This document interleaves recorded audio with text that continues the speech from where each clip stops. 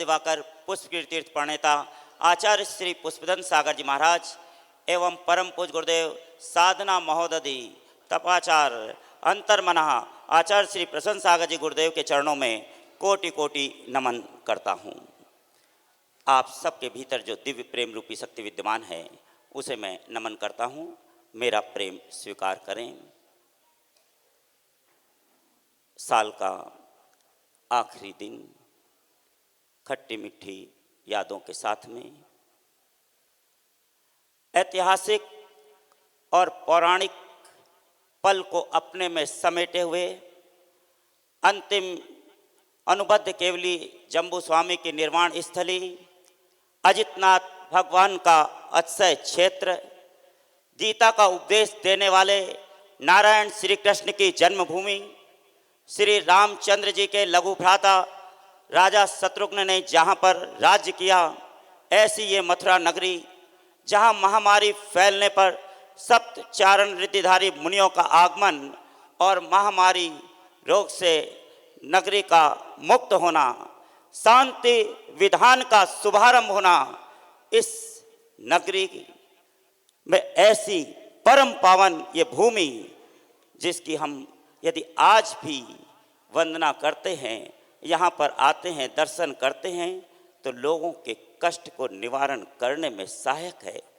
84 कोस की परिक्रमा, 84 तालाब, 84 उपवनों से सुसज्जित ये 84 मथुरा नगरी यथा नाम तथा गुण को धारण करने वाली प्रेम की नगरी है ये मथुरा नगरी।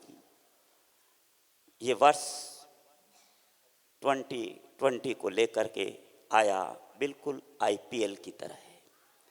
यहाँ तय सब कुछ था लेकिन तय कुछ भी नहीं। पुष्पगिरि तीर्थ प्रणेता वात्सल दिवाकर गुरुदेव आचार्य श्री पुष्पदन सागर जी महाराज के आशीर्वाद ने हमें न केवल सुरक्षित रखा बल्कि कई उपलब्धियों को प्रदत्त कर गया। ये वर्ष जब गृहस्थ में था, माँ ने कहा कि यदि हो सके तो जीवन में एक बार आचार्य श्री विद्यासागर जी महाराज के दर्शन जरूर कर लेना। माँ के ये वचन और ये मेरा सपना तपाचार्य अंतर्मना आचार्य श्री प्रसन्न सागर जी महाराज के सानिध्य में गत वर्ष क्रिसमस के दिन आचार्य श्री के दर्शन सिद्धवर कूट में हुए तब साकार हुआ। उन्होंने इतना ही कहा कि टॉर्च दूसरे पदार्थ को दिखाती है, टॉर्च का फोकस स्वयं पर करो। टॉर्च बनो, टॉर्चर नहीं, अर्थात विचारों पर ध्यान दो, अपनी वाणी और अपने व्यवहार को संभालो। पिता श्री देवेंद्र सागर जी महाराज जब इटावा में थे और उनसे जब वहाँ से मैं इजाज़त लेके चला कि दीक्षा के लिए मैं जा रहा हूँ, तो उन्होंने आचार्य श्री के पास जाना था। अभी डेट फाइनल नहीं हुई थी कि दीक्षा कब होगी, कैसे होगी, लेकिन उन्होंने कहा अपने समय को अब खराब मत करो और तुम अपने गुरुदेव के पास शीघ्र जाओ। और वहाँ से चला तो उन्होंने इतना कहा कि मुनि बनने के पश्चात जीवन में एक बार जैन जगत के सर्वोच्च ग्रंथ सठखंडागम का जरूर अध्ययन करना। वह वचन भी तपाचार्य अंतर्मना आचार्य श्री प्रसन्न सागर जी महाराज के आशीर्वाद से, उन्हीं के सानिध्य में, उन्हीं के दिशा निर्देशन में मनसा पूर्ण महावीर में जो वर्तमान वर्षा योग हुआ उसके दौरान वो सपना भी पूर्ण हुआ। उस सठखंडागम पर जैन जगत की प्रथम सर्वोच्च गणनी आर्य का ज्ञानमती माताजी हस्तिनापुर द्वारा लिखित सिद्धांत चिंतामणि सठखंडागम के 16 भागों का अध्ययन कर सका, जिसमें यही तो उल्लेखित है कि जीव कहाँ से आया है, कौन से कर्मों के कारण उस फल को प्राप्त करता है, किस गति में जाता है तथा ये परमात्मा कैसे बन सकता है।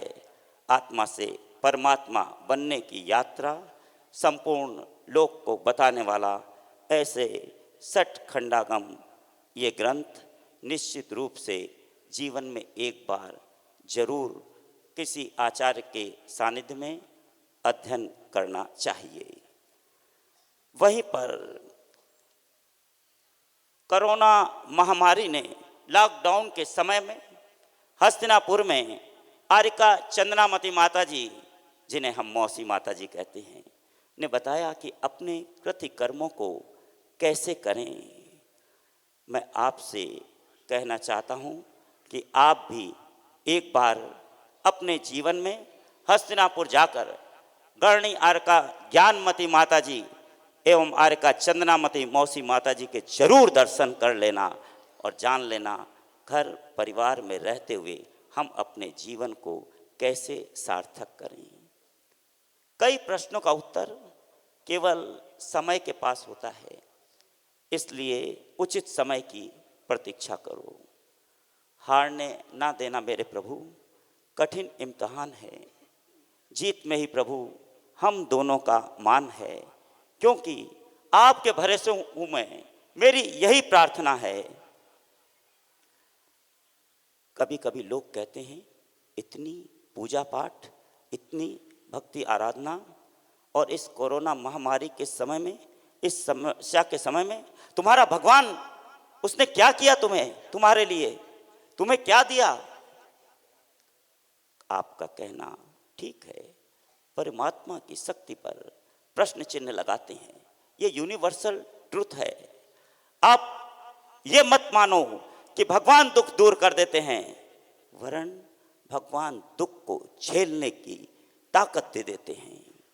आप ये मानते हो ना कि बख्तर पहनकर युद्ध में यदि दुश्मन के सामने जो सैनिक जाता है तो बख्तर उसको शक्ति प्रदान करता है और उसका विश्वास बढ़ जाता है। बस दुश्मन के सामने अपने आप को वो सुरक्षित महसूस करने लगता है। ठीक उसी तरह परमात्मा की शरण में जाने से इस कोरोना महामारी के माहौल में हम भी अपने आप को सुरक्षित महसूस करते हैं। इसलिए परमात्मा की शरण में जाओ। समय और हालात कभी भी बदल सकते हैं। देखिए, कल तक निकटता प्रेम का प्रतीक थी और आज दूरियां प्यार और परिवार के परिचायक है कि आप कितनी किसकी परवाह करते हैं। 2 गज की दूरी है, मास्क जरूरी। इस नियम को जरूर ध्यान में रखो। जरा सोचो, हम सोचते थे कि हम अर्थ को बचा सकते हैं, हम पॉल्यूशन कम कर सकते हैं। अब हमें पता चला कि अगर इंसान अपनी टांग ना अड़ाए तो अर्थ खुद को बहुत तेजी से हील कर लेती है। हम धोखे में थे कि हम जंक फूड के बिना सरवाइव नहीं कर सकते। सारे जंक फूड रेस्टोरेंट बंद थे, दुनिया तब भी चल रही थी। हम सोचते थे हम घर से काम नहीं कर सकते, लेकिन अब तो सब काम घर से भी हो रहे हैं। हम सोचते थे हमारी मीडिया बहुत समझदार है, हमारे क्रिकेटर स्टार, हमारे फिल्म स्टार्स असली हीरो हैं, पर अब पता चला ये तो बस एंटरटेनर्स हैं, इसके अतिरिक्त और कुछ भी तो नहीं है।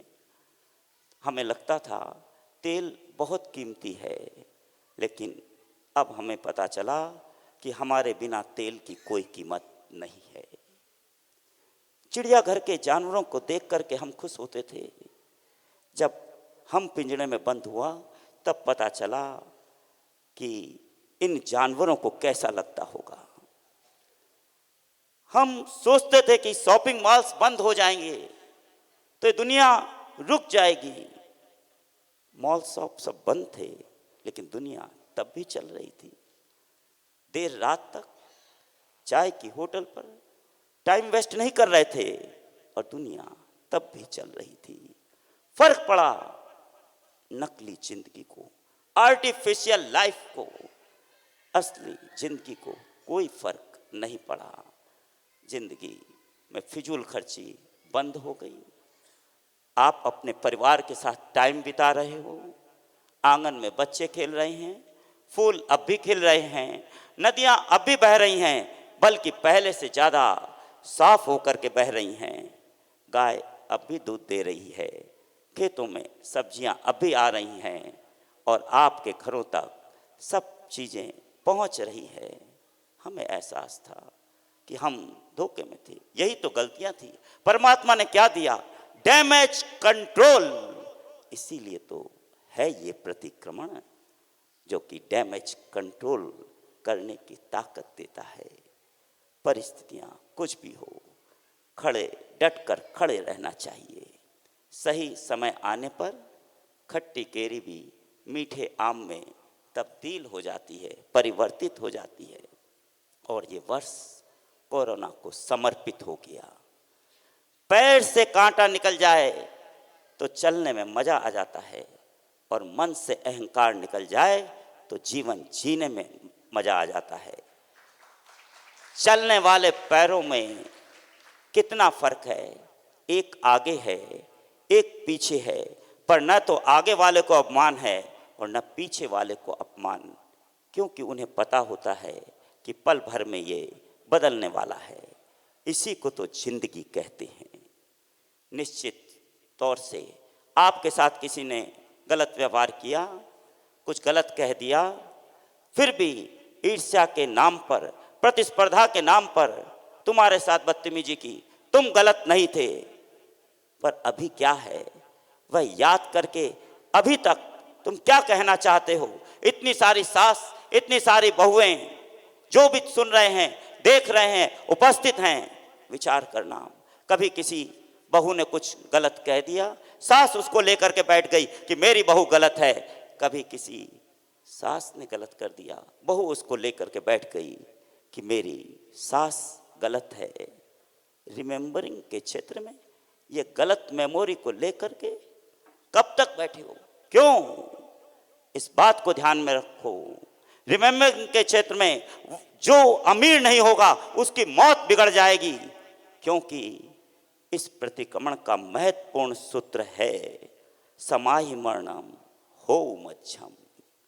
इस सूत्र में साधना का जीवन नहीं मांगा, मांगा है समाधि मरण को मांगा है।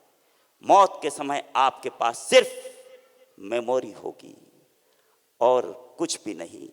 ध्यान रखना, आपका मोबाइल, आपका कंप्यूटर जब एक गलत पासवर्ड से नहीं खुलता है तो तुम्हारा जीवन गलत कर्मों से कैसे खुलेगा?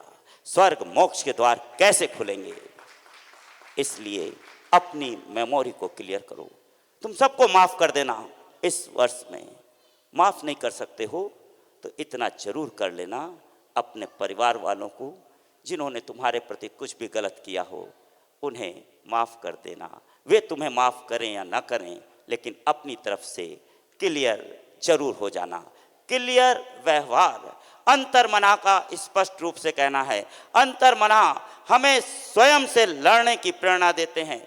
वे कहते हैं स्वयं से लड़ो, बाहरी दुश्मनों से क्या लड़ना। जो स्वयं पर विजय प्राप्त कर लेगा उसे आनंद की प्राप्ति होगी। यह प्रतिक्रमण इसीलिए तो है। स्वस्थ रहें, मस्त रहें, जाने वाले को धन्यवाद दो, आने वाले का स्वागत करो। अभी इतना ही। आप सबको बहुत सारी शुभकामनाएं देते हैं क्षमा भावों के साथ। जय वीर, जय गुरुदेव।